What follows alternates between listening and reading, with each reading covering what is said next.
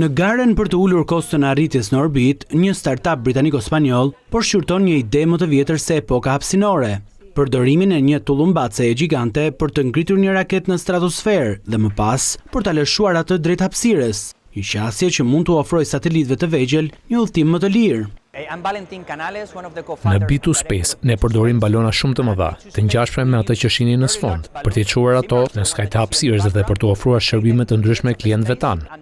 Në thelb marrim satelit nga klientët tanë për t'i testuar në kushte të ngjashme me ato të hapësirës, në mënyrë që ata të jenë në gjendje të zhvillojnë teknologjinë e tyre, në mënyrë që kur ta dërgojnë atë realitet në hapësirë, të funksionojë më mirë dhe ata të jenë të sigurt se teknologjia nuk do të dështojë. Sot shumë satelitë dështojnë në ditët e tyre të para të misioneve në hapësirë. Pra, ne po i ndihmojmë klientët tanë të zbulojnë këtë rrezik. B2Space përdor një tullumbace stratosferike për të transportuar satelitet në skajin e hapësirës për testim para se të lëshohen në orbit, ose për të transportuar një raket të vogël për lëshimin që fillon në lartësi të madhe.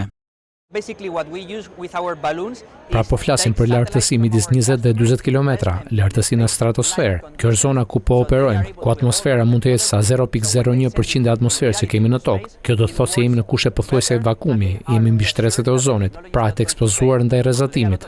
Dielli do të nxehet shumë dhe çdo gjë që do të bjerë në errësirë do të jetë shumë e ftohtë. Pra kushtet janë shumë të ngjashme me ato në hapësirë. Kjo ka shumë përparim për testin, por gjithashtu ofron një pikë tjetër vrojtimi për të plotësuar informacionin që aktualisht ofrojnë satelitët dhe dronët. Testimi i hapësirës së afërt kopjon kushtet kryesore që gjenden në orbitën e ulët të tokës, siç janë presioni i vakumit të afërt, rrezatimi i lartë UV dhe ekstremet e nxehtësisë e të ftohtit, duke ofruar një alternativë për koston ndaj testimit në orbit. Kompania gjithashtu ofron lëshime me atë që ata e quajnë Raccoon, duke kombinuar një raket dhe një tullumbace për ta ngritur raketën në rreth 35 km lartësi mbi 99.9% atmosferës, nga ku më pas lëshohet.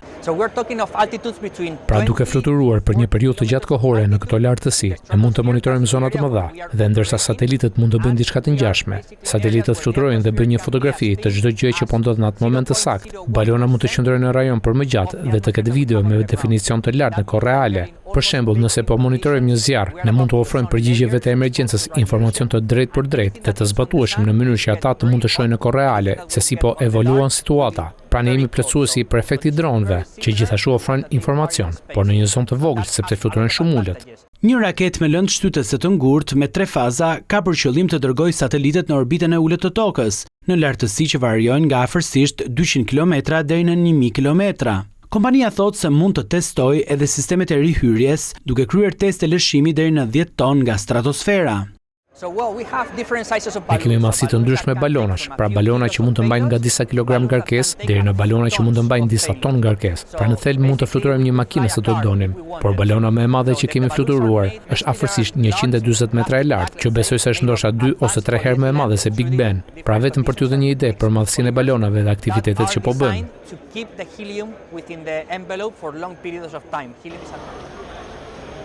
Platforma e tyre High Altitude Pseudo Satellite ose HAPS funksionojnë në lartësi të ngjashme të larta.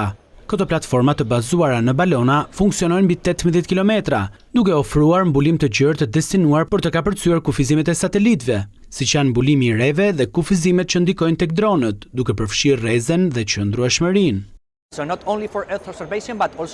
Pra jo vetëm për vëzhgimin e tokës, por edhe për komunikimin. Për shembull, ndonjëherë kur ka emergjencë ose fatkeqësi, infrastruktura e komunikimit shpërbëhet dhe nuk ka mbulim telefonik celular, nuk ka mbulim radio. Pra ne mund të vendosim radio në këto balona, t'i fluturojmë shumë lart, dhe ato mund të veprojnë si një rele komunikimi për të lidhur njerëzit që janë shumë larg. Pra kjo është gjithashtu një mundësi shumë interesante që është në thelb për emergjencat, shërbimet e sigurisë, aplikimet e mbrojtjes. Pra ka mundësi të ndryshme ku kjo teknologji po zbatohet tani.